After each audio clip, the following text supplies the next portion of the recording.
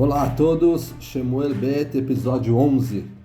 Então agora a gente chegou num ponto, Davi, ele já assegurou a situação interna, já tirou os inimigos de dentro da terra de Israel, e ele também já trouxe a Arca Sagrada, o Aron Abrit, para Jerusalém, para a capital.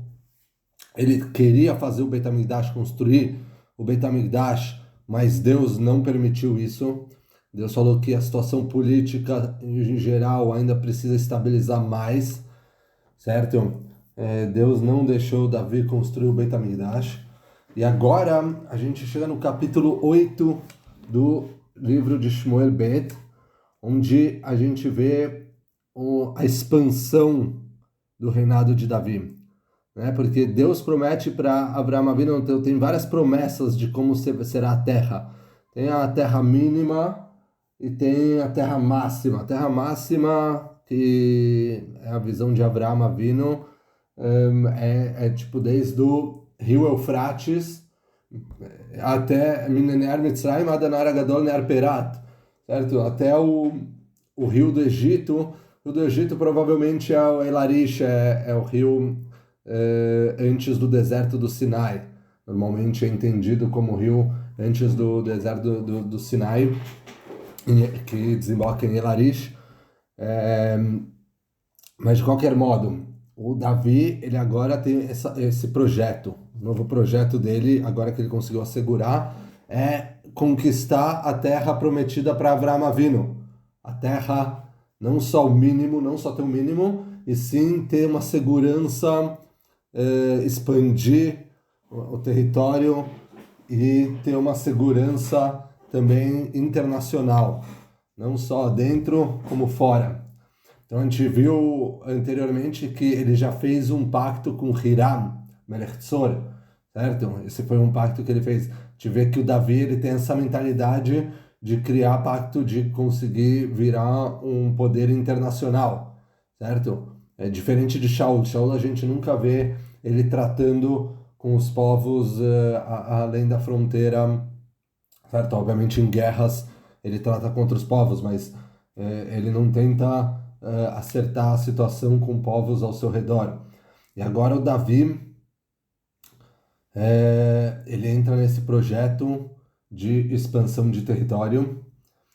E aqui um ponto interessante é que o Tanar, ele fala em muitos poucos psukim, ele fala o que a gente talvez esperaria, porque a gente está acostumado com outros livros, livros de história de outros povos, vamos dizer assim. A gente está acostumado que a grande parte vai falar sobre as grandes conquistas dos povos, certo? As grandes, os grandes guerras que os guerreiros, cada guerreiro de seu povo foi muito successful, teve muito sucesso, certo? Mas o Tanakh não, o Tanakh é muito diferente.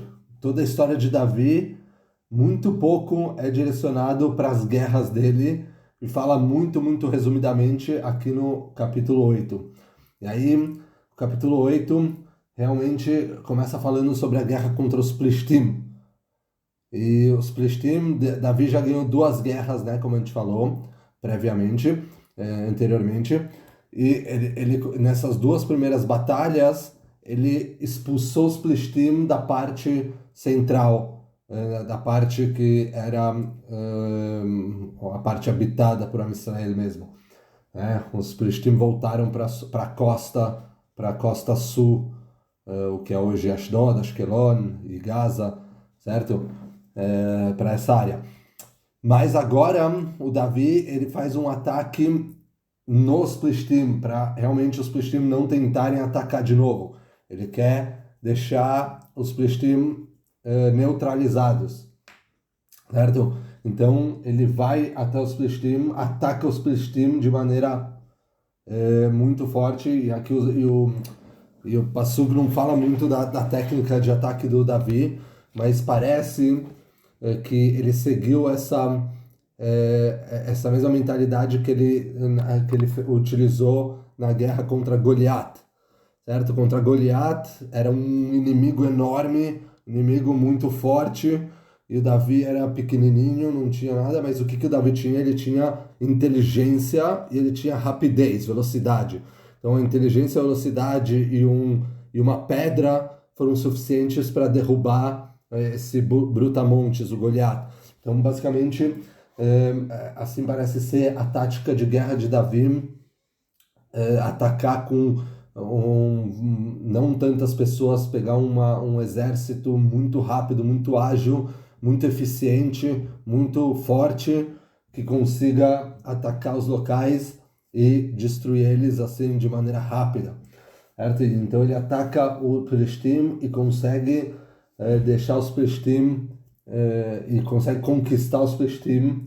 Os Filistim viram impérios abaixo, subjugados, né? Viram um país, ministros subjugados por Am Israel. Eles começam a pagar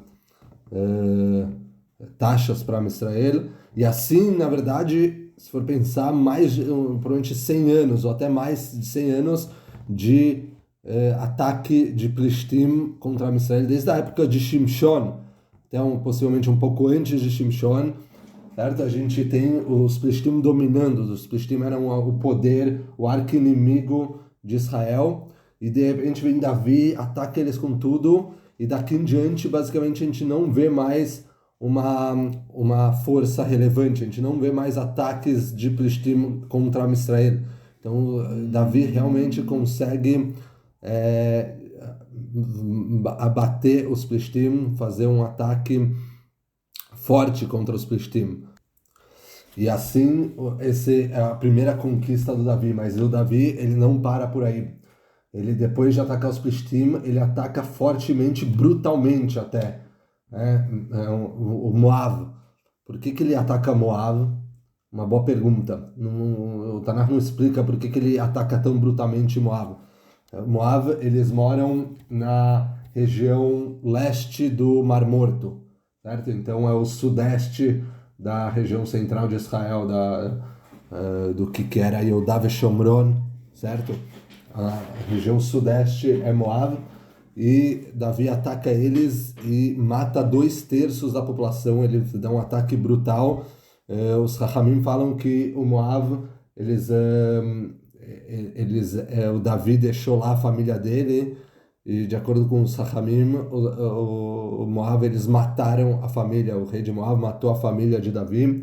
Essa é uma explicação por que Davi dá aqui um ataque muito forte.